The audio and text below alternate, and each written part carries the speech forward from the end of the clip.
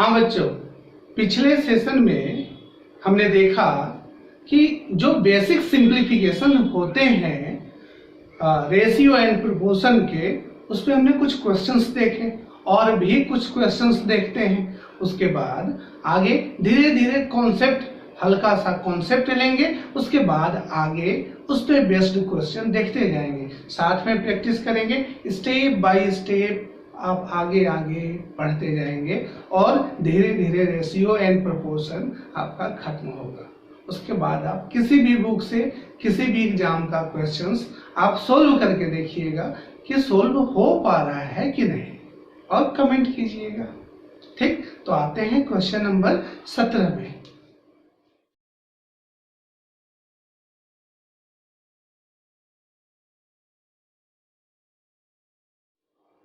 Question number 17 दे रखा है कि ये जो टर्म देख रहे हैं 2x plus 3y is to 3x plus 5y is equal to 18 is to 29। अब आप देख रहे हैं x इज टू y आपसे पूछ रखा है।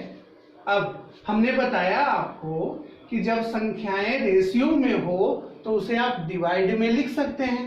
तो क्या इसे 2x plus 3y upon 3x plus 5y क्या ऐसा लिख पाएंगे? अपॉन 18/29। तो आप देख रहे हैं कि नॉर्मल सा आपका एक सिंप्लीफिकेशन बन गया। अब इसको जब सोल्व करेंगे 29 का 2 से मल्टीप्लाई 58x प्लस 29 का 3 से मल्टीप्लाई 87y और इधर 18 3 जा 54x प्लस 18 5 जा 90y। इसको जब सोल्व करेंगे 58x 54x घटाएंगे 4x होगा इज इक्वल टू 87, इधर जाकर सब्ट्रैक्ट होगा तो ये 3y होगा और आगे x by y is equal to 3/4। इसका मतलब हुआ कि x इज टू y का जो वैल्यू है, फिर से जब डिवाइड फ्रैक्शन में है तो इसको रेशियो में चेंज कर दें, इसका वैल्यू हुआ 3:4। अब ये सिंप्लीफिकेशन आप जितना तेजी से कर पाए आसान है, और भी सिंप्लीफिकेशन के शॉर्ट करने के तरीके हैं, लेकिन अभी इस पे गौर नहीं करना है, आपको इसे सीखना है। अब आते हैं अगले क्वेश्चन में।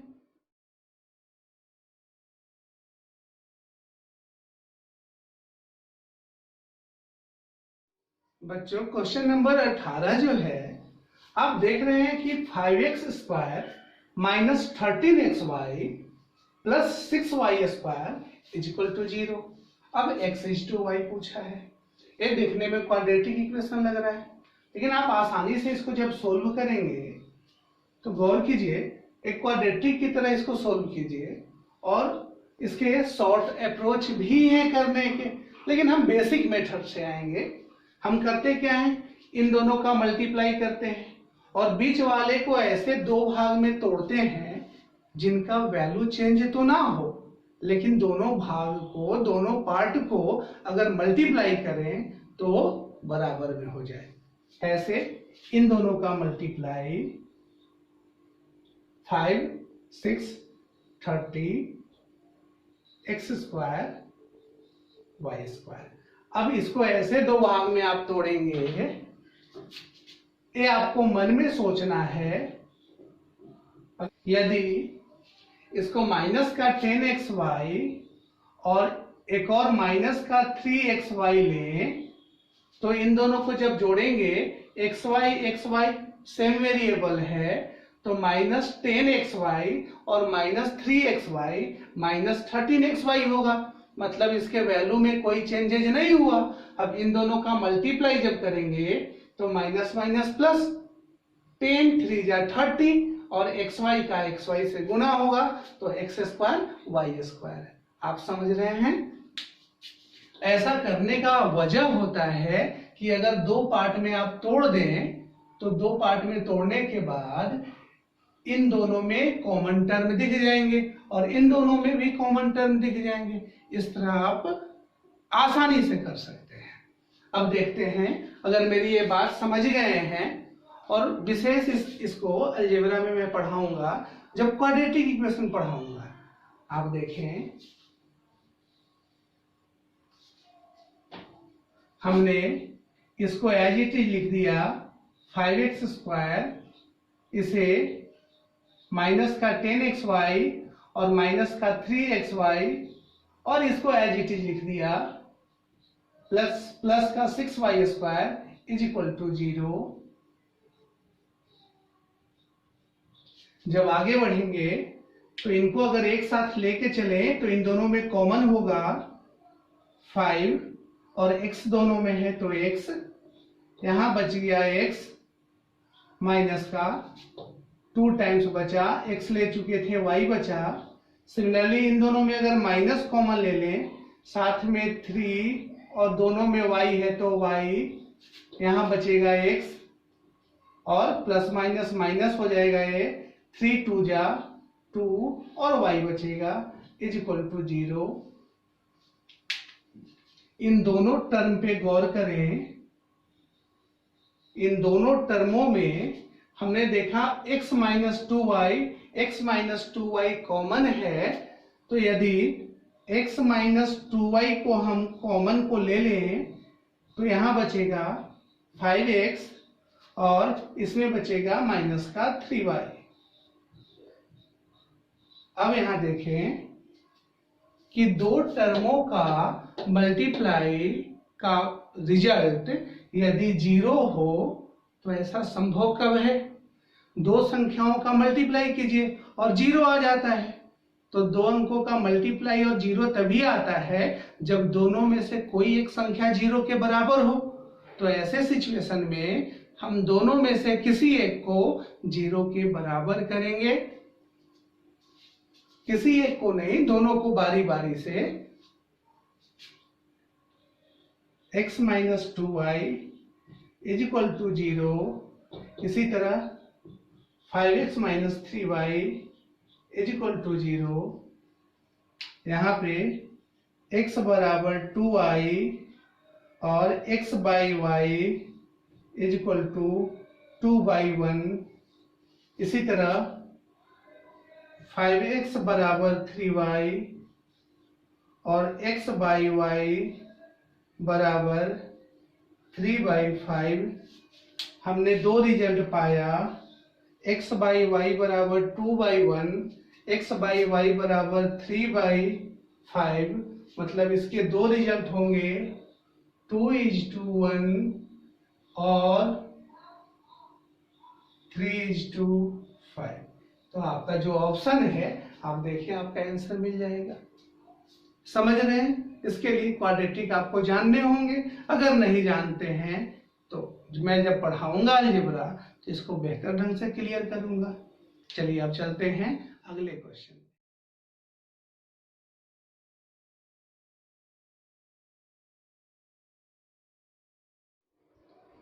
क्वेश्चन नंबर 19 कहता है बच्चों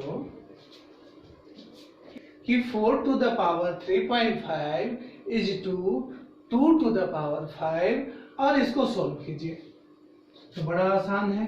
यदि सर्च इंडिसेस जान रहे हैं तो सोल्व करते वक्त आप गौर कीजिए, क्या इसे हम 2 का स्क्वायर, देखिए हम 4 को 2 का स्क्वायर लिखते हैं, 2 2 जा 4 और इसका power 3.5 is to 2 to the power 5। अब आगे बताएं कि ये आपस में पावर पावर का मल्टीप्लाई होता है, और कब होता है? जब ब्रैकेट के अंदर हो और ब्रैकेट के बाहर हो। हम इनका जब मल्टीप्लाई करेंगे तो 2 to the power 7 is to 2 to the power 5। आप गौर कर रहे हैं हमने ऐसा क्यों किया? क्योंकि जब तक समान बेस ना हो, इक्वल बेस ना हो, तब तक दोनों तरफ कॉमन टर्म नहीं कटेंगे। सबसे डिसेज में इसे हम देखेंगे।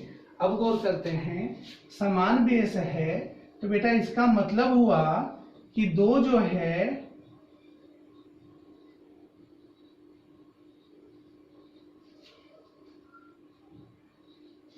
दो आपस में 7 बार मल्टीप्लाई है और दो 5 बार है। आपको समझाने के लिए हम कह रहे हैं, ऐसा हमने लिखा। अब 5 बार से 5 बार को कट कर देंगे आप तो बचेगा 2 का स्क्वायर 4 रेशियो 1। ये आपका जवाब होगा। लेकिन क्या ये 2 बहुत बार रहता तो वैसे हम लिखते, वैसे हम नहीं लिखते। आप समझिएगा, इसको अगर ये संख्याएं बहुत बड़ी होती या छोटी भी होती तो ऐसे लिख के आपका समय बर्बाद होता। ऐसे हालत में आप समझें कि यदि मैं ऐसे लिखूं 2 to the power 7 divided by 2 to the power 5 और बेस समान होने पे पावर घट जाते हैं तो यहाँ 2 to the power 7 minus 5 upon 1, आगे फिर लिखते हैं 2 to the power 2 upon 1 4/1। इस तरह से हमारा रेशियो आया 4:1। तो बड़ी संख्याएं रहें तो इसको इस तरह आप सोल्व कर लेंगे। समझ रहे हैं आप? अब अगले क्वेश्चन में आते हैं, क्वेश्चन नंबर 20 में।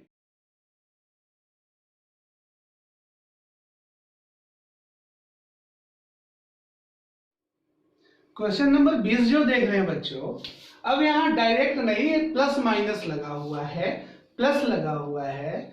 आप गौर कर रहे हैं क्वेश्चन में, क्वेश्चन गिवन है a/b + c = 2:5 और b/c + a = 3:11।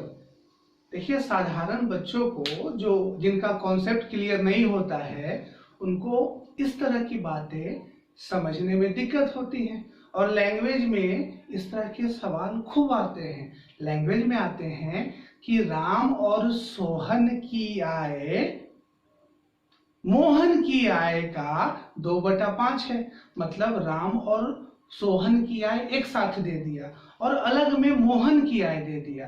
तो इस तरह से सवाल आप जब तीनों का रेशियो अलग करेंगे तो आपको बहुत ज्यादा जरूरत पड़ेगी। तो इसे भी समझते हैं हम, बहुत आसान होता है। आप गौर करें कि यहाँ पे हम देख रहे हैं ABC, BCA, ये तीनों ही हैं। तो ऐसे सवाल में आप टोटल वैल्यू देखेंगे। A का 2 है, B और C का 5 है। मतलब यहाँ पे हुआ कि ABC का टोटल वैल्यू 7 हुआ। 5 और 2 7, ABC तीनों मिला के 7 वैल्यू हुआ।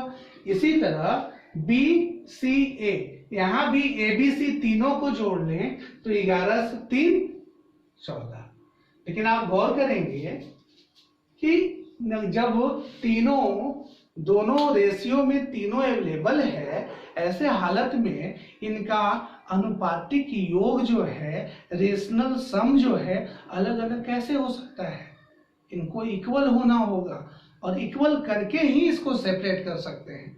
तो आप गौर करें कि यदि इनका रेशनल सम 7 है तो 14 अगर हम बनाना चाहें तो हमने कहा था कि रेशियो के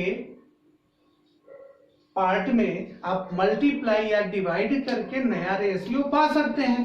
तो यदि हम 2 से मल्टीप्लाई कर दें तो ये पूरा का पूरा रेशियो फिर से A/B + C = 2 2 जा 4 और 5 2 जा 10। अब आप गौर करें कि क्या ये 14 हो गया? यहाँ भी ये 14 है।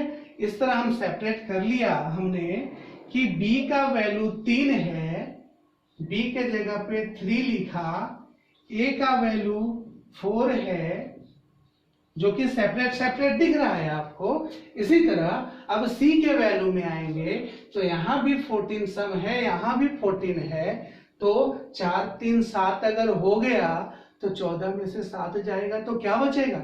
7 बचेगा। तो इसका वैल्यू 7। इस तरह हमने सेपरेट करके इनका रेशियो पा लिया। समझ रहे हैं आप? चलिए आते हैं अगले क्वेश्चन में, क्वेश्चन नंबर 21।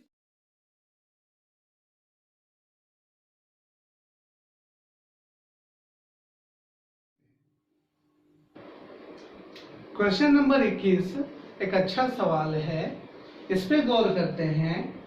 क्वेश्चन नंबर 21 में पहला इक्वेशन दे रखा है कि अलग अलग नहीं, a plus b is to b plus c is to c plus a 6 is to 7 is to 8। एक और इक्वेशन गिवन है a plus b plus c is equal to 14, लेकिन यहाँ पे रेशियो नहीं, ओरिजिनल वैल्यू का सम दिया हुआ है। अब ऐसे सवाल पे गौर करते हैं। ऐसे सवाल में हम जब इस इक्वेशन को देखेंगे तो रेशनल वैल्यू लेकर हम नहीं चल सकते हैं, यहाँ पे इमेजिनरी वैल्यू लेना होगा। इमेजिनरी वैल्यू का मतलब कि जब भी कोई रेशियो बनता है तो कोई कॉमन टर्म उससे काट दिया जाता है। तो आप बताएं कि ये रेशियो जब बना है तो कोई कॉमन टर्म काटा गया होगा, और उस कॉमन टर्म को हम एज्यूम कर लें तो फिर वही वैल्यू की तरह वो ट्रीट करेगा। इसका मतलब हुआ कि इसे हम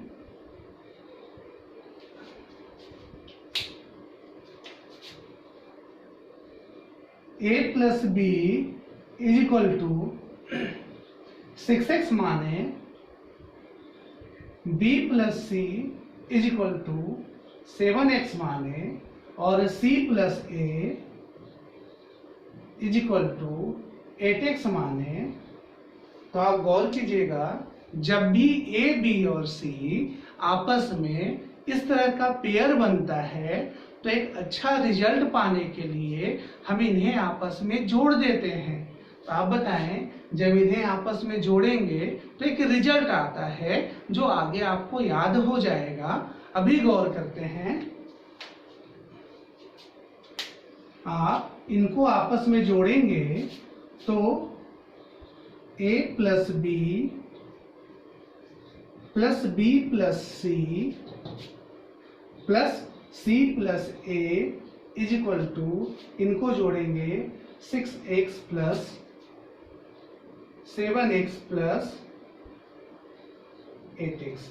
अब आप बताएं कि इनको आपस में जोड़ते वक्त a और a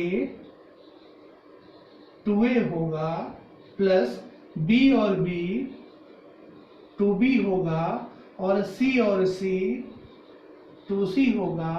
इधर 8 7 15 6 21x होगा। अब आप बताएं कि 2 2 2 कॉमन है, 2 अगर कॉमन ले लिया जाए तो a प्लस बी प्लस सी होगा इज इक्वल टू 21x। अब मेरी बात को आप बताएं कि ये जो इनका जो सम है, ए बी सी के आपस के पेयर का जो सम है, उसका डायरेक्ट रिजल्ट ये डेटा आया, और यही डेटा आगे चल के आपके दिमाग में बैठ जाएगा कि जब भी ए बी और सी आपस के संभावित जोड़े में हो तब इनका रिजल्ट ऐड करने पर 2 into a plus b plus सी होता है, जो बहुत सारे सवालों में यूज होगा। अब आप बताएं कि a plus b plus c is equal to 21x है, और a plus b plus c का वैल्यू जो है कितना दिया हुआ है, 14 दिया हुआ है। तो 2 इंटू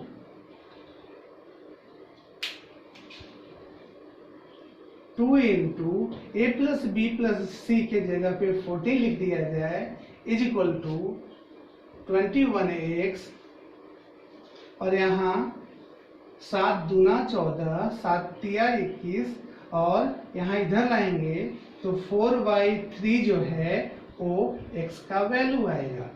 आप बताएं 4/3 x का वैल्यू आ गया। अब आगे देखते हैं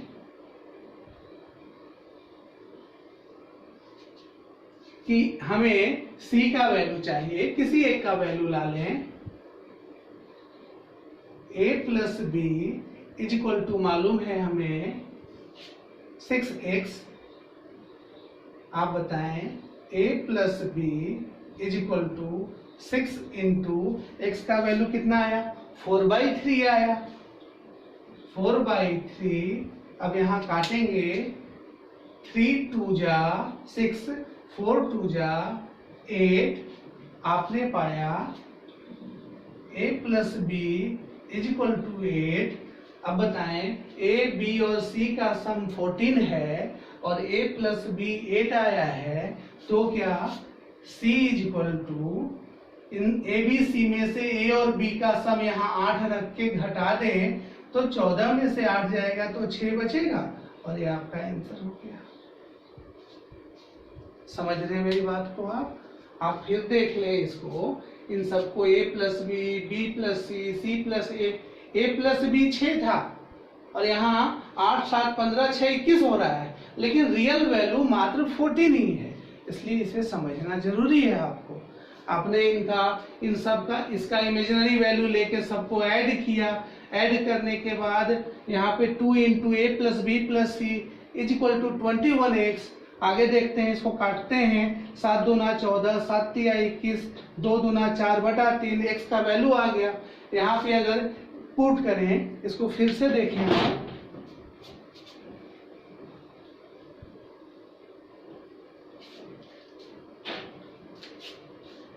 यदि a plus b plus c is equal to 14 दे रखा है, a प्लस बी का वैल्यू 6x है plus c is equal to 14। आप बताएं 6x, 6 इंटू एक्स का value 4/3 plus c is equal to 14।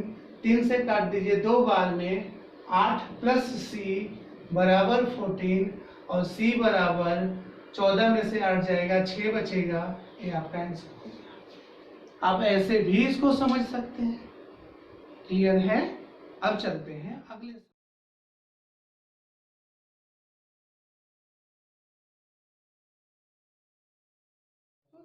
Question number 22 कह रहा है P इज टू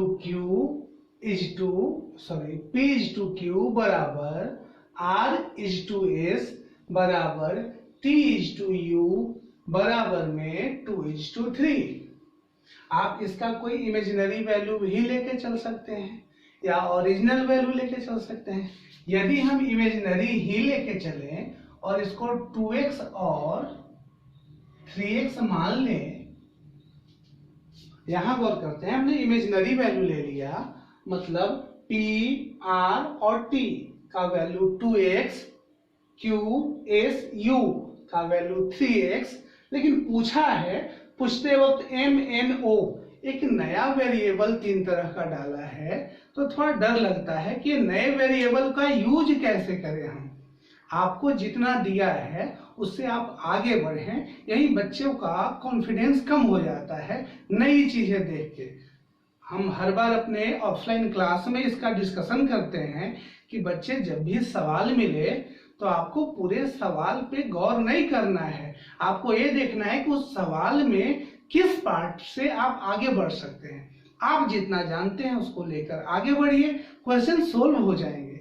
जैसा कि इस सवाल में देख रहे हैं, हमने इमेजिनरी वैल्यू ले लिया, तो बताएं कि P के जगह पे 2x है, तो क्या P का वैल्यू 2x है, R का वैल्यू भी 2x है और T का वैल्यू भी 2x है। सिमिलरली QSU का वैल्यू, Q का वैल्यू 3x, Q के बाद S का वैल्यू 3x और U का वैल्यू भी 3x है।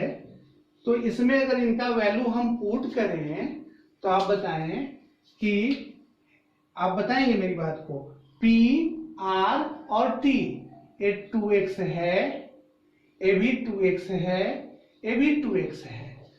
सिमिलरली यहाँ पे Q 3x है, S 3x है और U भी 3x है। तो क्या इसमें हम 2x कॉमन ले लें? 2x 2x 2x है, तो बचा क्या? m plus n plus o। इसी तरह यहाँ यदि 3x कॉमन ले लिया जाए तो बचेगा m plus n plus o। आप समझ रहे हैं? अब क्या ये जो एक्स्ट्रा पार्ट था m plus n plus o, m plus n plus o, क्या ये कट गया? यहाँ x से x काट दें तो 2 is to 3 आपका रिजल्ट आ गया। देखिए कितना आसानी से सोल्व हो गया। मतलब ऐसे सवाल में यदि 2x x और वेरिएबल ना भी माने x तो भी रिजल्ट आएगा, लेकिन समझने में कठिनाई होगी कि कहाँ माने कहाँ ना माने। कुछ जगह पे टीचर नहीं मानते हैं, कुछ जगह पे मान लेते हैं। तो वैसे टर्म जहाँ पे वेरिएबल आपस में कट जाएं तो समझिए वहां नहीं लेना है और वो प्रैक्टिस पे डिपेंड करेगा। समझ रहे हैं? अब अगले क्वेश्चन बच्चों, अब देखते हैं कुछ नया कॉन्सेप्ट लेते हैं। एक प्रोपोर्शनल से जुड़ा हुआ सवाल है। जब पूछता है कि दो संख्याएं a और b गिवन हो, तब आपसे उसमें पूछेगा कि इसका मीन प्रोपोर्शन बताइए, फर्स्ट प्रोपोर्शन बताइए, थर्ड प्रोपोर्शन बताइए। इस तरह के सवाल पूछे जाते हैं। तो सबसे पहले हम प्रोपोर्शन का मतलब समझते हैं। जब भी a is to b, b is to c is to d के बराबर हो, कहने का मतलब हुआ कि दो अलग अलग रेशियो जब आपस में बराबर हो वैसे समय कहा जाता है कि वो दोनों रेशियो प्रोपोर्शनल है। और इसको हम लिखेंगे a is to b is proportional of c is to d। आप समझ रहे हैं? तो हमने देखा कि प्रोपोर्शनल जो है उसको इज इक्वल टू से हम इंडिकेट करते हैं। जैसे और समझे, हमने कहा राम के पास सोहन के पास, राम और सोहन के पास धन 4,000 रुपये है राम के पास और 8,000 रुपये है सोहन के पास। और इनका फिर एक देखें, मोहन और श्याम। मोहन के पास 10,000 रुपये है और सोहन के पास 20,000 रुपये है। आप गौर करेंगे कि अगर इनका हम रेशियो फाइंड आउट करें तो ये 3 जीरो से 3 जीरो, ये 4 दूना 8,000, 1:2 का रेशियो आएगा। इसी तरह इनका रेशियो जब फाइंड आउट करें तो कट जाएगा 1:2। मतलब हमने देखा कि राम और सोहन का जो रिश्ता है, धनों का जो रिश्ता है, वही रिश्ता मोहन और सोहन के धनों का है। संबंध की बात कर रहे हैं। धन अलग अलग हैं, लेकिन धनों के बीच जो संबंध, जो रेशियो है 1:2 का है, यहाँ भी 1:2 का है। तब हम कह सकते हैं कि Ram is to Sohan proportional है मोहन इज टू श्याम के। आप समझ रहे हैं मेरी बात को? मतलब दो रेशियो जब आपस में बराबर हो तो प्रोपोर्शनल होगा, और प्रोपोर्शनल मतलब बराबर। मतलब जब भी प्रोपोर्शनल होगा तो किसकी तरह ट्रीट करेगा? बराबर की तरह ट्रीट करेगा। अब ऐसे सवालों पे गौर करते हैं जो आपसे पूछे जाते हैं।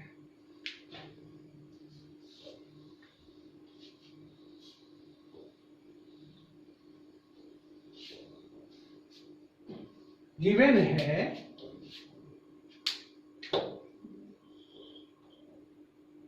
ए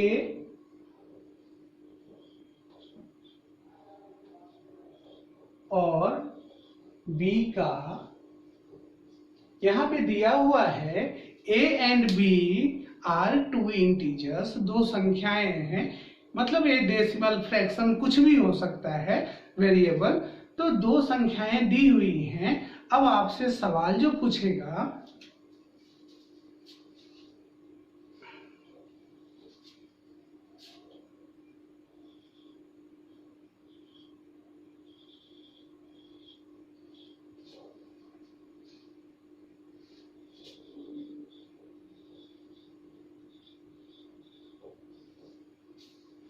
आपको दिया हुआ है कि ए बी और सी तीन संख्याएं हैं और इनके बीच एक रिलेशन पूछेगा। क्या क्या पूछेगा आप समझिए। आप बच्चों ए बी सी कुछ संख्याएं, तीन संख्याएं दी हुई है और इनसे आपको ये चार तरह के सवाल पूछे जा सकते हैं। अब इनको समझते हैं कि ए बी सी यदि दिया है और एक कंटिन्यूड प्रोपोर्शनल में है, कंटिन्यूड प्रोपोर्शन में जब हो तब ये जो चारों सवाल आपके बनेंगे उनका जवाब आप कैसे फाइंड आउट करेंगे, इस पे गौर करते हैं। आप मेरी बात पे गौर कीजिएगा। अगर बेसिक सिंप्लीफिकेशन आपको पता है तो बहुत आसान होगा। आप गौर कीजिए, जब भी प्रोपोर्शन की बात आएगी तो चार संख्याएं होंगी, दो अलग अलग रेशियो, आप समझ रहे हैं, दो इधर दो इधर, ये दोनों रेशियो आपस में बराबर, ये दोनों रेशियो आपस में बराबर होंगे। इन रेशियो का और इन रेशियो का वैल्यू आपस में बराबर होना चाहिए। आप गौर करें, हम चार बॉक्स बनाते हैं,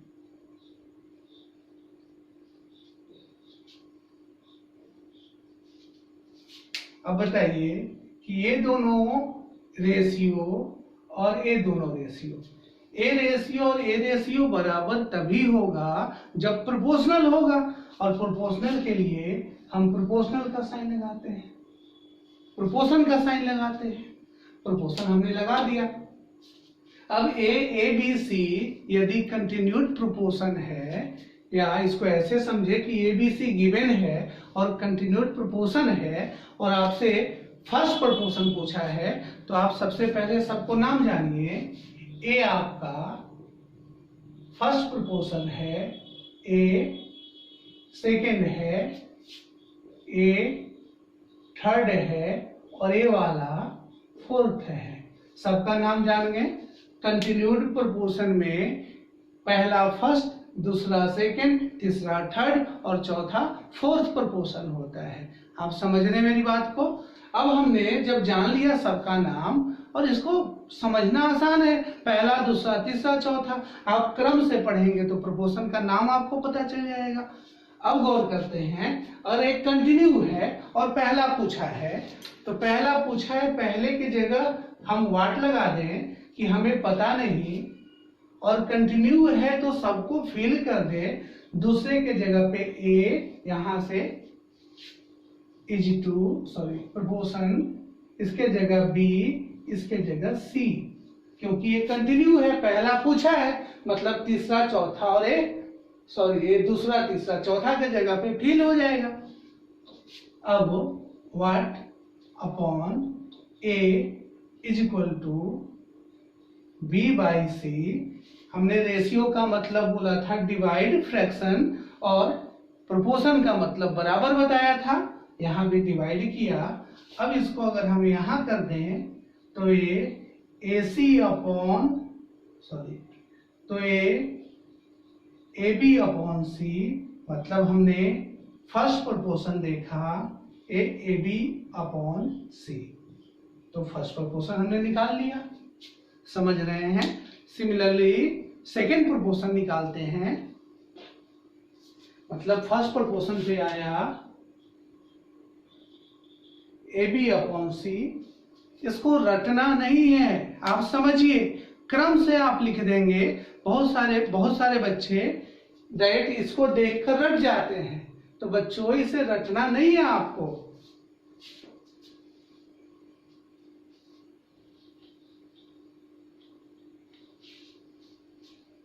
अब हमें सेकेंड प्रोपोर्शन निकालना है। बताइए, अगर ये लगातार है और सेकेंड निकालना है तो सेकेंड देखते हैं, हम कंटिन्यू फिल करते हैं। ए, सेकेंड नहीं पता,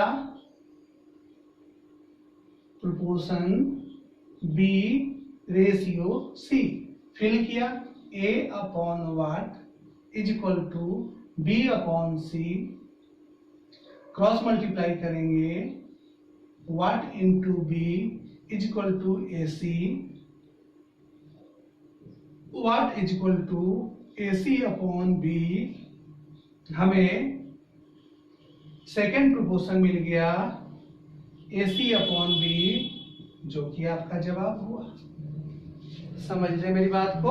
हमने सेकेंड भी पा लिया, सेकेंड प्रोपोर्शन हमें मिला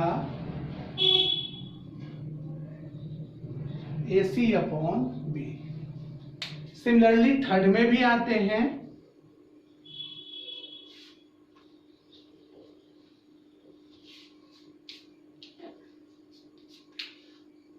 थर्ड में कंटिन्यू जब हम फिल करेंगे तो ए के जगह पे ए, बी के जगह पे बी, सी का पता नहीं, सी मतलब थर्ड का पता नहीं, और फोर्थ के जगह पे सी।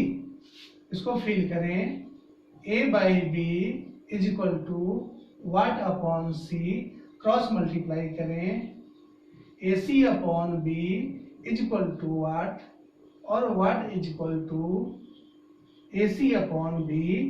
हमने थर्ड प्रोपोर्शन पाया ए सी अपॉन बी। हमने थर्ड के जगह पे लिखा ए सी अपॉन बी। अब यहां पे एक बात गौर करने वाला है, क्या second proportion a C upon b आया था, थर्ड भी ए सी अपॉन बी आया, मतलब हमने पाया कि सेकेंड और थर्ड दोनों प्रोपोर्शनल आपस में बराबर होते हैं। समझ रहे हैं? इसीलिए सेकेंड और थर्ड को मिलाकर हम मीन प्रोपोर्शनल कहते हैं, लेकिन उसका केस अलग होता है जो अभी तुरंत में बता रहा हूं। अभी आप गौर करें, सेकेंड और थर्ड दोनों प्रोपोर्शनल हमेशा सेम होते हैं। अब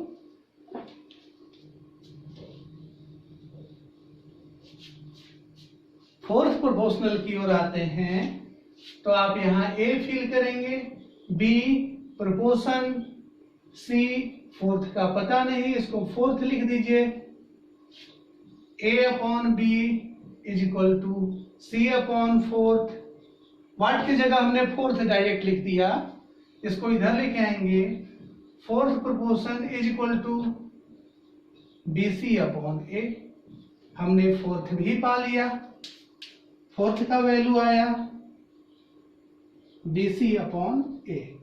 एक्चुअल में हमें भी याद नहीं है कि इस टर्म को मैं रट लूं, आप भी ना रटेंगे। आप जब समझ जाएंगे तो इसे आसानी से आप डायरेक्ट वैल्यू पुट कर सकते हैं।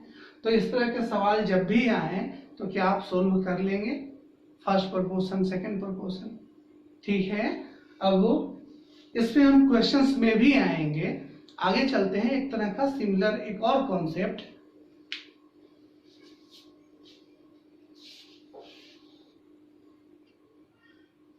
बच्चों, जब सिर्फ ए और बी गिवन हो, ए और बी गिवन है दो संख्याएं, और आपसे पूछ दे कि फर्स्ट प्रोपोर्शन बताइए, और अब की बार सेकेंड और थर्ड ना पूछ के मध्यानुपाती पूछ दे, मीन प्रोपोर्शन, या आपको जियोमेट्रिक प्रोग्रेशन जिसको कहते हैं जीपी वो पूछ दे, या थर्ड पूछे, तब आप इसको क्या समझेंगे।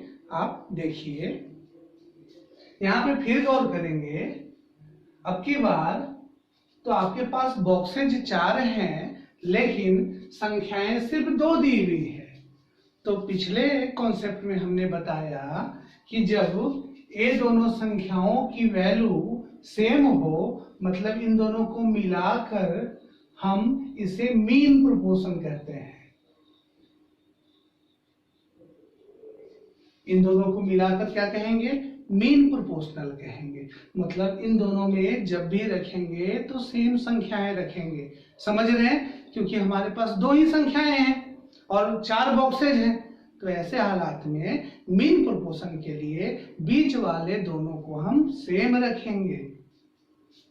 अब देखते हैं, अगर हमें प्रथमानुपाती पूछा है तो गौर कीजिए, पहला पूछा है तो पहला के जगह पे अगर हम यही ले इसको, पहला के जगह पे अगर हम इसको फर्स्ट लिखें रेशियो, अब बी ए है और बी है और कंटिन्यू प्रोपोर्शन है, तो अगर इसको ए लिखेंगे तो ध्यान दीजिए यहाँ भी ए लिखना होगा।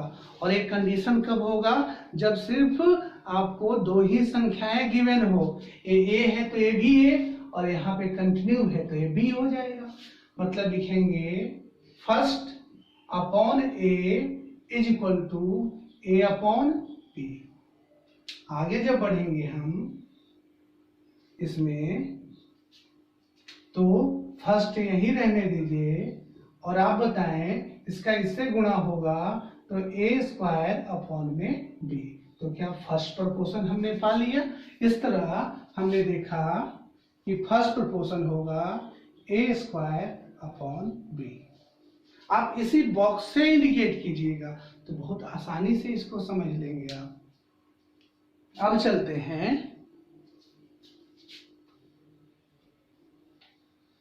मीन प्रोपोर्शन में। यहाँ ध्यान दीजिएगा, चूंकि ये दोनों सेम होता है तो ये फर्स्ट, ए मीन और ए थर्ड। फर्स्ट इसको सेकंड कहें या मध्यानुपाती कहें दोनों को, और ये आपका थर्ड प्रोपोर्शनल होगा। कब? जब सिर्फ दो संख्याएं गिवन हो। हम आते हैं मीन में। मीन का मतलब ये पूछा है तो अगर हम इसको ए लें और इसको मीन के जगह पे एम लिख दें, यहां भी एम लिखेंगे और अगला क्या हो जाएगा? ए और बी है, ए और बी मीन दोनों एम हो जाएगा। समझ रहे हैं? अब यहाँ पे A upon M is equal to M upon B. आगे बढ़ते हैं, M square is equal to A B और m का वैल्यू होगा रूट अंडर ए बी, जो कि बहुत इंपॉर्टेंट है, बहुत ज्यादा पूछा जाता है। इसी को जियोमेट्रिक प्रोग्रेशन भी कहते हैं, सॉरी जियोमेट्रिक मीन भी कहते हैं। ये जियोमेट्रिक मीन हो गया आपका। समझ रहे हैं? अब चलते हैं थर्ड प्रोपोर्शन में।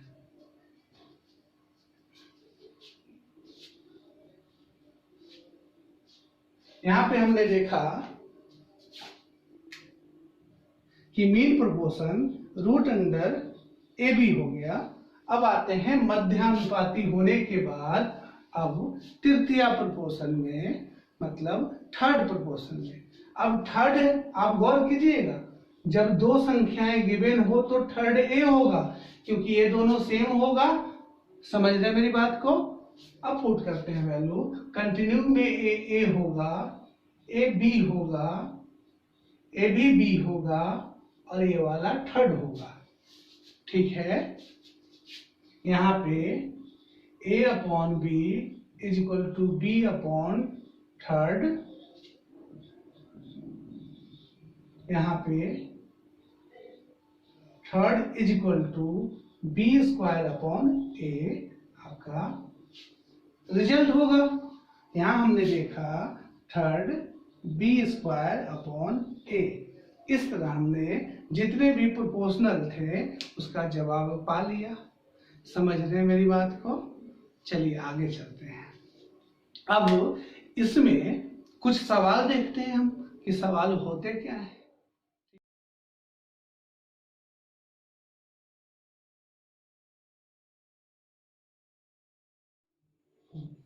फर्स्ट प्रोपोर्शन निकालना है तो इसको x दे दें, ये हो जाएगा 0.2, ये हो जाएगा 0.12 और ये हो जाएगा 0.32। अब इसको अरेंज करेंगे, x upon 0.2 is equal to 0.12 upon 0.32। अब x इक्वल टू जब लिखेंगे तो 0.12 इंटू 0.2 अपॉन में 0.32। अब इसको आप काट दें, पॉइंट के बाद 2 अंक है तो पॉइंट से पॉइंट हट जाएगा। 4 से 4 तिहाई 12, 4 अठे 32। यहाँ पे रिजल्ट आपका आएगा 0.6 डिवाइडेड बाई 8। अब आप डिवाइड कर लें, और भी छोटा कर सकते हैं इसको, लेकिन डिवाइड कर लें आप। जब 8 से डिवाइड करेंगे 0.6 में 0 पॉइंट लगाएं, 6 छोटा है तो 0 लगा दें। अब यहाँ पे एक और 0 हो जाएगा, डेसिमल हट जाएगा। 8 सते 56, बचेगा 4, और फिर 0 लगाएंगे। 8 पचे 40 और एक कट गया। मतलब आपका जो फर्स्ट प्रोपोर्शन आया, इसका रिजल्ट आपका हुआ 0.075। समझ रहे मेरी बात को आप? अब आते हैं अगले क्वेश्चन में।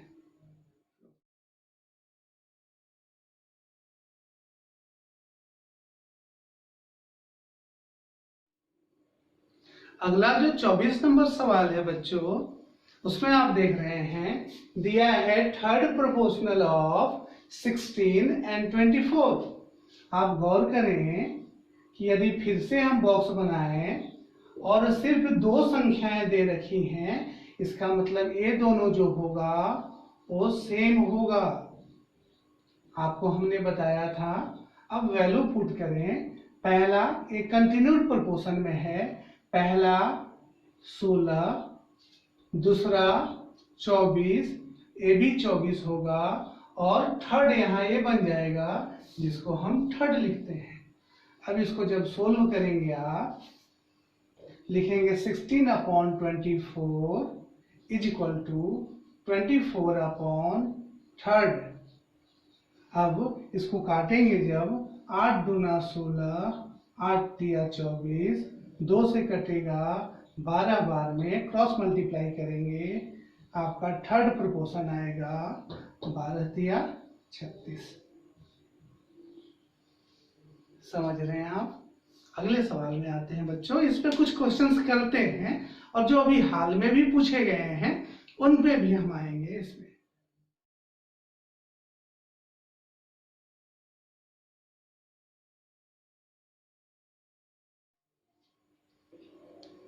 अगले सवाल में आते हैं बच्चों। क्वेश्चन नंबर 25 जो है उसमें दे रखा है कि 0.02 और 0.32 इसका मीन प्रोपोर्शन बताइए। अब हम बॉक्स नहीं बनाएंगे, आपकी आदत हो गई होगी। तो अगर हम इसको लिखें 0.02, ये मीन होगा, ये भी मीन होगा, और यहाँ पे 0.32। अब क्या हम 0.02 अपॉन मीन लिखें और m अपॉन 0.32 लिखें?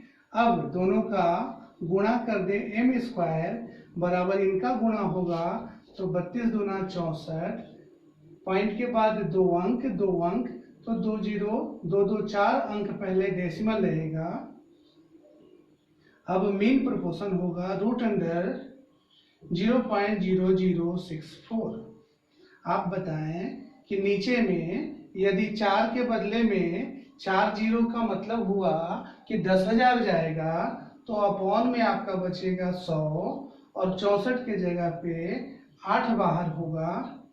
और इसको जब लिखेंगे तो क्या 0.08 लिख पाएंगे? ये आपका मीन प्रोपोर्शन हो जाएगा। समझ रहे हैं? इसे आप डायरेक्ट भी कर सकते हैं, मीन प्रोपोर्शन बच्चों को याद रहता है। तो आप इसको जब डायरेक्ट करेंगे तो लिखेंगे कि मीन प्रोपोर्शन बराबर रूट अंडर इन दोनों का मल्टीप्लाई 0.02 इंटू 0.32, और इनका गुणा करेंगे 0.0064, और इस तरह से आपका फिर से आएगा 0.08, जो आपका आंसर होगा। समझ रहे हैं? कुछ सवाल और करते हैं जो हाल के एग्जाम में पूछे गए हैं।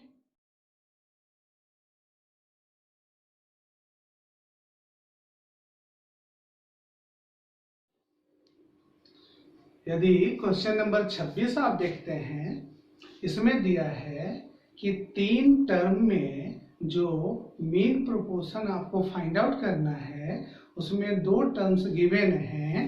2 टर्म्स पी क्यू आर एक टर्म है, पी आर बाई क्यू दूसरा टर्म है, और आपसे मीन प्रोपोर्शन पूछ दिया है। तो इस तरह से लैंग्वेज में आप परेशान ना होइएगा, बड़ा आसान होता है। फिर से अगर मीन प्रोपोर्शन हम निकालें तो आप बताएं कि जैसा हमने बताया कि ये पी क्यू आर एक जगह, मीन को यदि m मान लें, फिर से m होगा और ये हो जाएगा पी आर बाई क्यू। गुणा करेंगे तो पिछला क्वेश्चन में हमने बताया है मीन प्रोपोर्शन बराबर रूट अंडर इन दोनों का गुणा, P Q R into P R upon Q. याद है पिछले क्वेश्चन में हमने बताया आपको, क्यू से क्यू काट दीजिए इज इक्वल टू क्या, पी पी का गुणा पी स्क्वायर और आर स्क्वायर होगा, और ये पी आर होगा। मतलब मीन प्रोपोर्शन जो निकल के आया वो पी आर निकल के आया। समझ रहे हैं? सवाल कभी भी टेढ़े नहीं हैं, आप बस डरते हैं उससे। आप कॉन्सेप्ट समझिए, आसानी से सॉल्व होंगे।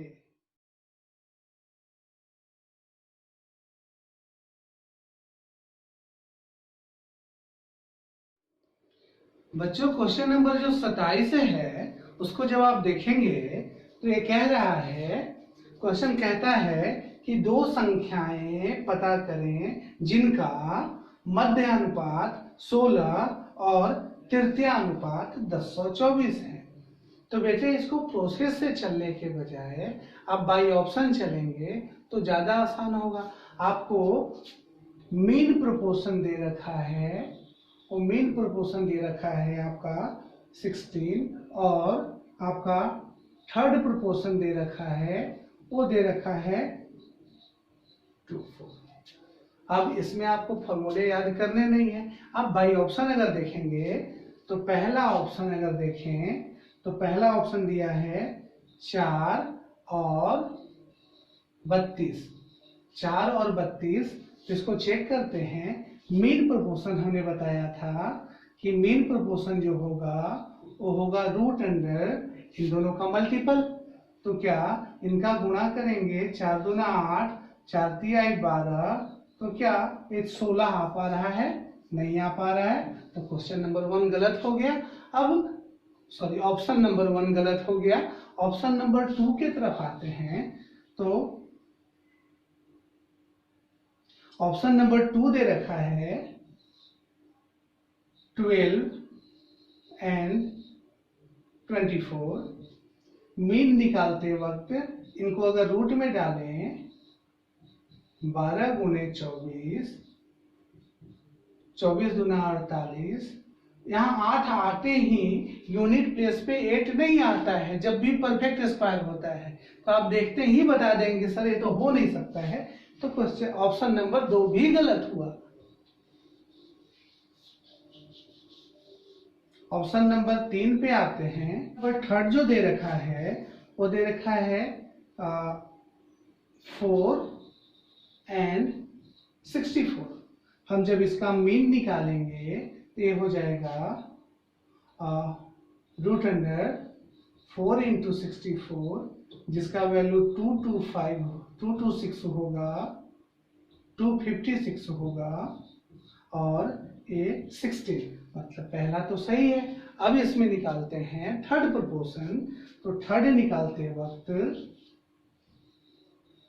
गौर कीजिए कि इन दोनों का गुणा होगा 64 इंटू 64 अपॉन 4 होगा, जो कि मैं बता चुका हूं।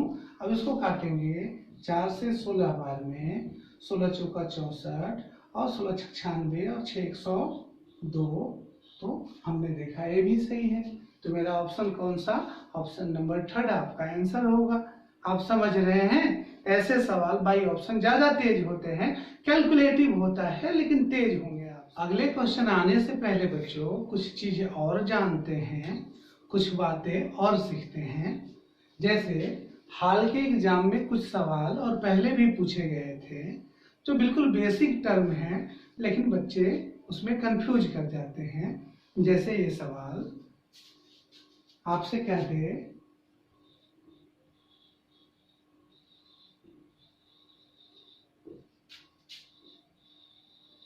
Duplicate ratio of as to B.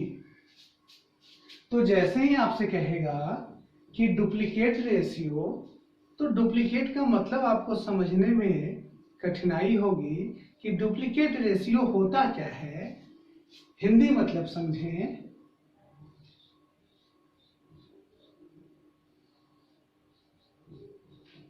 वर्गानुपात as to B का क्या होगा ये पता करना है। वर्गानुपात मतलब वर्ग, लेकिन इंग्लिश में डुप्लीकेट अलग नाम दिख रहा है। वर्गानुपात नॉर्मल सी बात है, एज टू बी है का वर्गानुपात जो होगा, वर्ग करना, स्क्वायर करना आप जानते हैं, A square is to B square. आसान है समझना। ये तो पहला था। अगर मान लीजिए इसी में कहता 5:6 का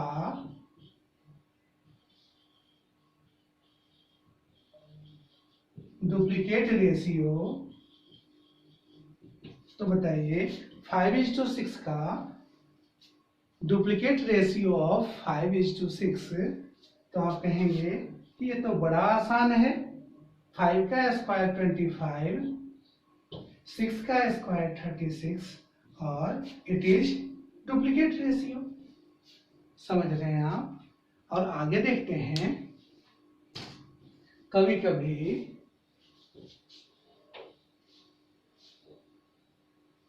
डुप्लीकेट रेशियो के बजाय सब डुप्लीकेट रेशियो पूछ देगा। मतलब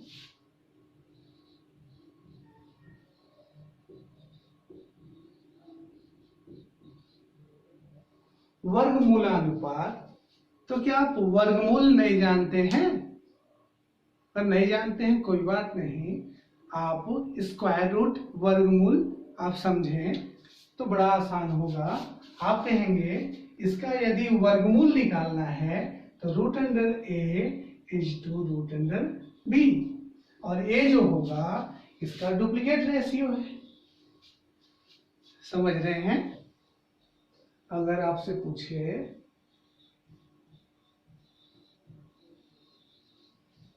duplicate of as to b is, तब फिर कंफ्यूज होंगे कि ट्रिप्लीकेट क्या है। ट्रिप्लीकेट तो 3 से इंडिकेट करता है, लेकिन ट्रिप्लीकेट का मतलब हुआ, अब हिंदी में जानेंगे,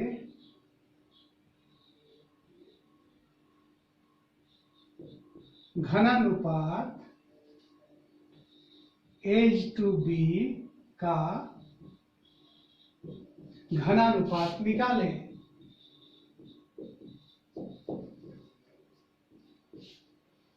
अब घनानुपात का मतलब घन करना, क्यूब करना, तो रिजल्ट होगा A cube is to B cube. मतलब ट्रिप्लीकेट रेशियो जो होगा, घनानुपात जो होगा, बस दिए गए रेशियो का क्यूब कर देंगे। और देखते हैं इसी में अगर पूछे फाइंड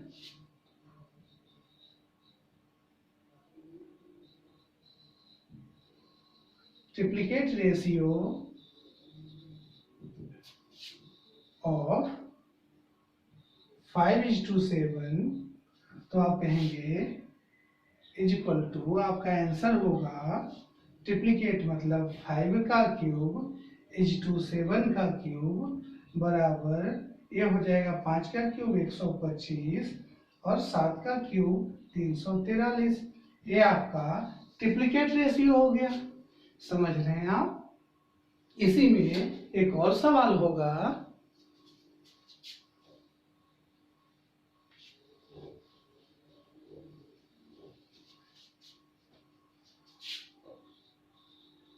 सब ट्रिप्लिकेट रेशियो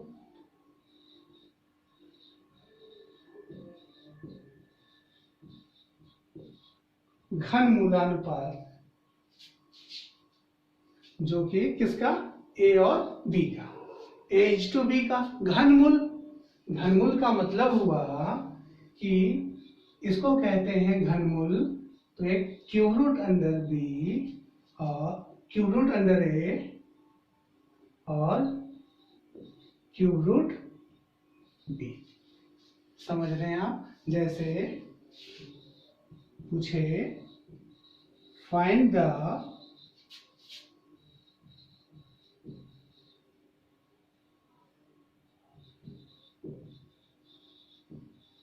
सब triplicate ratio of A 343H2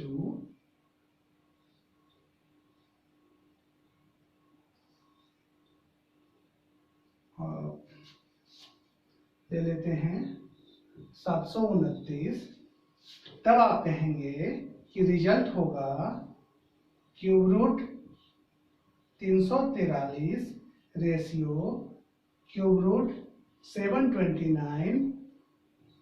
आप इसको लिखेंगे 7 का क्यूब है और एक क्यूब है 9 का, और ये आपका सब ट्रिप्लिकेट रेशियो आंसर होगा। समझ रहे हैं मेरी बात को? तो आपने 4 चीजें देखी, डुप्लीकेट वर्गानुपात, सब डुप्लीकेट वर्गमूलानुपात, ट्रिप्लीकेट घनानुपात, सब ट्रिप्लीकेट घन मूलानुपात। समझ रहे हैं? इसके हिंदी नाम से आप हिंदी वाले बच्चे आसानी से पकड़ लेंगे और ये बहुत ही आसान है। चलिए इस पे एक सवाल देखते हैं।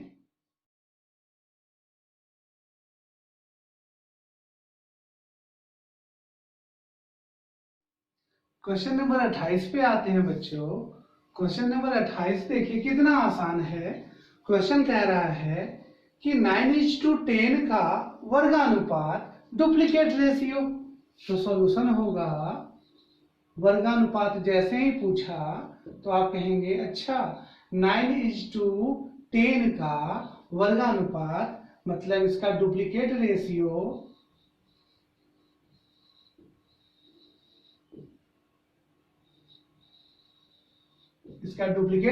जो होगा 9 का स्क्वायर इज टू 10 का स्क्वायर, इट मीन्स 81:100। देखिए तो कितना आसानी से।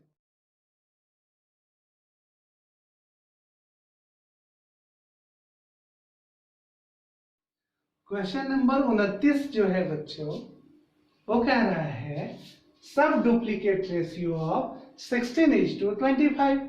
सब डुप्लीकेट का मतलब घन मूलानुपात।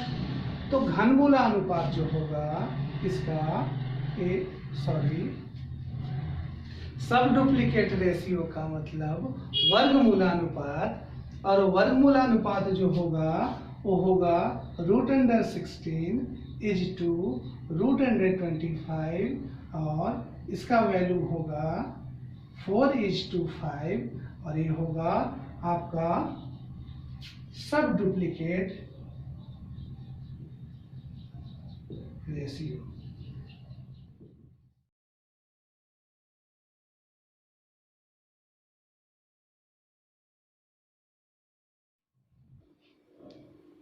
क्वेश्चन नंबर 30 कहता है बच्चों कि ट्रिप्लिकेट रेशियो ऑफ 8:9। तो क्या ट्रिप्लिकेट का मतलब हम घनमूल समझें, और जब घनमूलानुपात करेंगे तो 8 का क्यूब इज टू 9 का क्यूब ही इसका ट्रिप्लिकेट होगा, और 8 का क्यूब 512 इज टू 729 और ये आपका आंसर हो जाएगा। आप बताइए कितना आसान है। अब चलते हैं अगले प्रश्न में।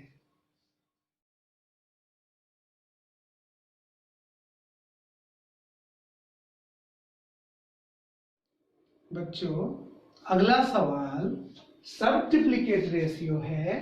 सबट्रिप्लिकेट रेशियो का मतलब घनमूलानुपात, और इनका घनमूल जब निकालेंगे तो क्या ये cube root 1331 is to cube root 9261।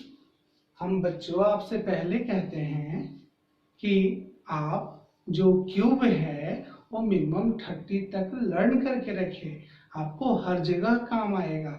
Square minimum 50 तक आप याद रखें। अब आप क्यूब रूट देखेंगे, वैसे निकालने का इजीएस्ट वे तो है जब परफेक्ट क्यूब रूट हो तो, लेकिन आप याद रखेंगे तो बहुत आसान होगा। आप देखेंगे 1331 11 का क्यूब है और 9261 21 का क्यूब है, तो मतलब इसका सब ट्रिप्लिकेट रेशियो 11:21 आपका आंसर होगा।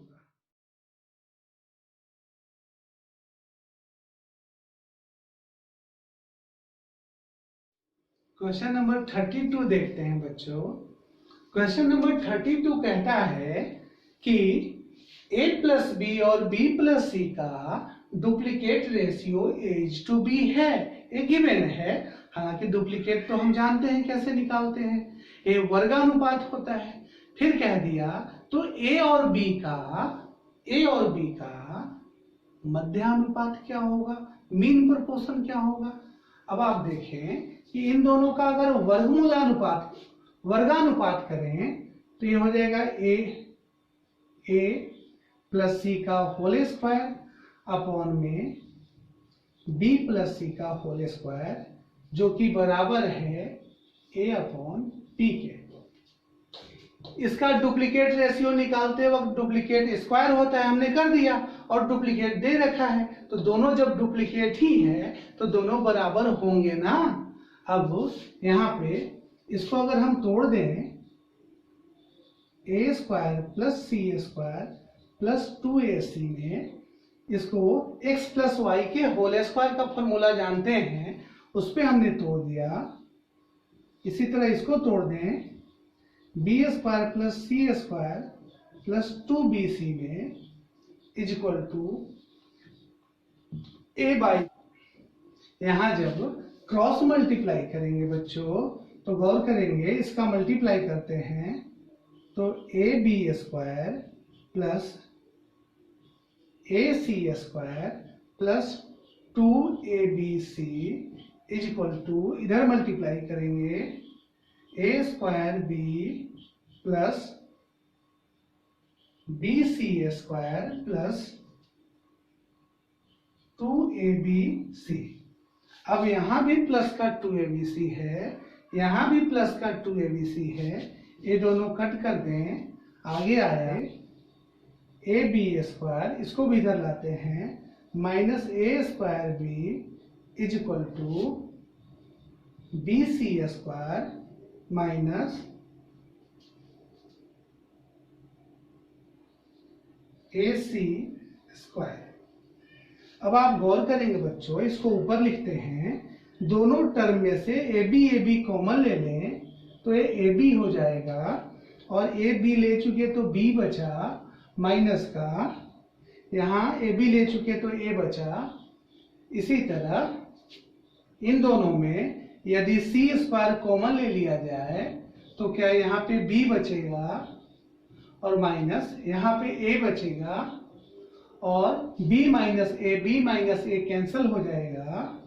अब आप देखें ab is equal to c square. अब ab is equal to c square, आगे बढ़ेंगे c is equal to root under ab। अब बताएं कि यदि a और b का मध्यानुपात पूछा है तो याद कीजिए a और b का मीन प्रोपोर्शन निकालते वक्त रूट अंडर ab करते थे, तो रूट अंडर अगर ए बी है तो मीन होगा, और जब मीन है तो मीन के जगह पे क्या आया, सी आया, तो आपका मीन प्रोपोर्शन सी आपका आंसर होगा। समझ पाए इसे आप? अब अगले सवाल में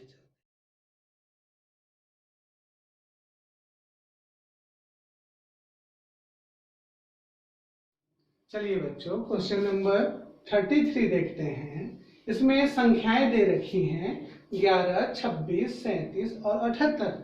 आपसे कहा है कि इन सब में सबसे लिस्ट कौन सी संख्या, सबसे छोटी कौन सी संख्या जोड़ी जाए कि ये समानुपाती हो जाए। तो समानुपाती होने के लिए क्या हम इसको अगर लैंग्वेज के रूप में लिखेंगे तो 11 plus x is to 26 plus x proportional. आगे देखते हैं, इसको इधर लिख देते हैं। ऑप्शन नंबर 1 3 है, या इधर 1 यहीं पे 3 है। 37 plus x is to 28 plus x. क्या ये लैंग्वेज यही कह रहा है कि इन सब में क्या जोड़े की प्रोपोर्शनल हो जाए?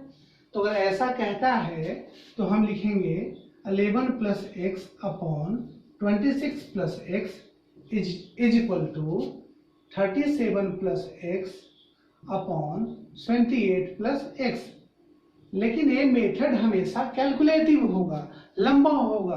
तो ऐसे जब भी सवाल आए तो आप बाई ऑप्शन जाएंगे, और जैसे एग्जामिनर भी हम आपकी तरह टीचर की तरह होता है तो भी सोचता है कि बच्चे जब बाई ऑप्शन जाएंगे तो उस ऑप्शन को अक्सर कोशिश करता है कि वो सबसे लास्ट में रखे ताकि समय लिया जाए।